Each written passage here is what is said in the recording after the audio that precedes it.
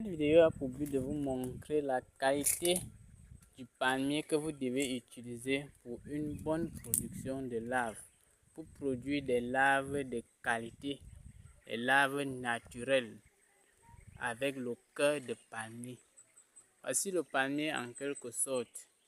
Ce que vous voyez devant vous là, c'est ça qu'on appelle palmier. Et c'est son cœur qu'on retire.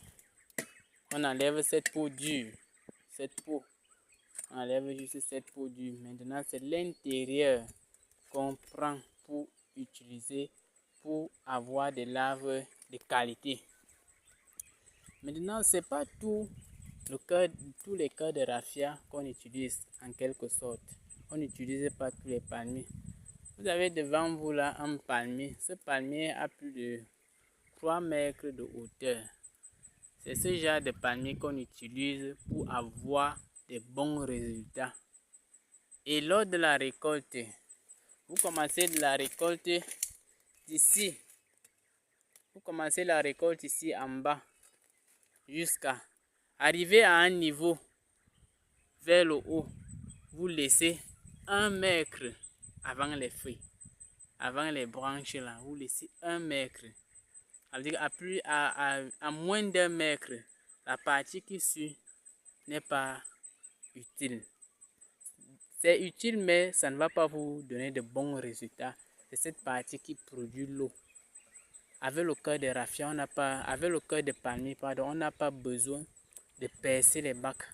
Avec ce type de palmier, on n'a plus besoin de percer nos bacs. Vous montez les bacs normalement. Dans les prochaines vidéos, je vais vous montrer comment monter le bac avec le cœur de palmier. Le cœur de palmier ne produit pas l'eau. Le cœur de palmier est très bien quand vous choisissez un bon palmier. Donc, le tout commence d'abord par le choix du palmier.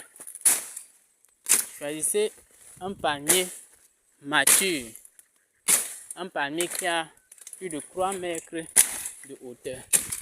Si vous prenez un petit palmier, ça ne va pas vous donner de bons résultats. Ça va produire l'eau. Et quand ça va produire l'eau comme ça va noyer les larves. Ça va noyer les larves dans le bac. Les larves ne vont pas bien évoluer. Et ça va faire pourrir les œufs. Vous-même, vous savez que quand vous montez un bac qui a l'eau en excès, les œufs vont pourrir. Les géniteurs vont pondre. Mais quelques temps après, les œufs vont pourrir. Et le bac ne va pas produire. Voici le cœur de palmier qu'il vous faut. Si vous avez besoin de plus d'explications, laissez-moi un message en commentaire. Je vais m'en charger personnellement de vous pour vous satisfaire en quelque sorte. Laissez les messages en commentaire. Parfois, on fait une vidéo comme ça. On ne sait pas exactement de quoi vous avez besoin et les difficultés auxquelles vous faites face dans votre ferme. Laissez les messages en commentaire. Je vais vous répondre et vous allez sortir de cette situation. Ici, c'est le palmier. Les gens me posent souvent des questions. Le palmier, est-ce qu'on aura toujours le palmier? Est-ce que en faisant ceci, on ne va pas détruire la nature? Est-ce que si on fait ça en grande échelle, est-ce qu'on va s'en sortir? Oui, vous vous en sortez très bien et parfaitement. Si vous commencez à utiliser le cœur de palmier aujourd'hui et aussi en idée de faire une palmeraie en quelque sorte, ce qui fera que au bout de 3 ans, vous commencez d'abord à utiliser les branches. Comme je vous ai dit dans ma dernière vidéo, les branches de palmier que vous voyez là, on utilise ces branches pour produire les laves naturelles. On fait premièrement la transformation des laves en géniteurs avec les branches de palmier. Maintenant, on fait aussi la production de laves avec les branches de palmier. Et ça donne aussi très bien.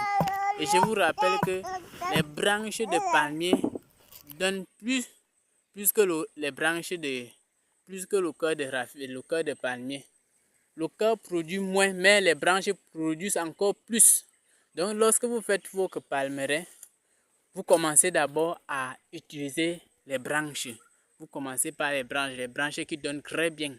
Maintenant, quand vous avez un palmier mature comme ça, vous pouvez maintenant commencer à récolter le cœur pour produire les bacs. Ce palmier que vous voyez devant vous là, ce palmier peut vous produire au moins 100 bacs. Ce palmier que vous voyez devant vous là, il est bien énorme. C'est bien costaud, robuste, bien long. Ça vous produit plus de 100 bacs. Plus de 100 bacs, ceci là vous produit. Et imaginez si vous avez une palmeraie, peut-être de 1000 palmiers, de 1000 tiges. C'est beaucoup. Plus le temps passe, vous renouvelez juste. Si vous avez aussi besoin des conseils, comment faire un champ de palmeraie, vous pouvez toujours laisser un message en commentaire. Je vais m'en charger personnellement et je vais vous orienter en quelque sorte comment faire. Même les champs de raffia, nous sommes en train de mettre sur pied des moyens sur pied pour avoir des espaces uniquement pour les raffias. Donc on va cultiver les raffias juste pour produire les larves naturelles. Nous on va produire les larves naturelles, les larves de qualité et en quantité. C'est ça que nous on veut produire. On veut produire ça. Donc nous sommes en train de mettre les moyens en jeu pour avoir des espaces pour cultiver le raffia. Pour cultiver le raffia afin d'avoir les larves naturelles, les larves pures, les larves bio. Nous ne voulons pas donner le poison. Nous ne voulons pas composer les aliments avec les produits chimiques, mais nous voulons produire le naturel. C'est ça que nous on veut produire. Donc on commence d'abord par les champs de palmeraie, après les champs de raffia. Je vous rappelle qu'avec le raffia, on n'a plus besoin de la peau de coco. Avec le palmier, on n'a plus besoin de la peau de coco. En quelque sorte. Donc si vous avez aimé la vidéo, n'oubliez pas de liker et de vous abonner. À la prochaine.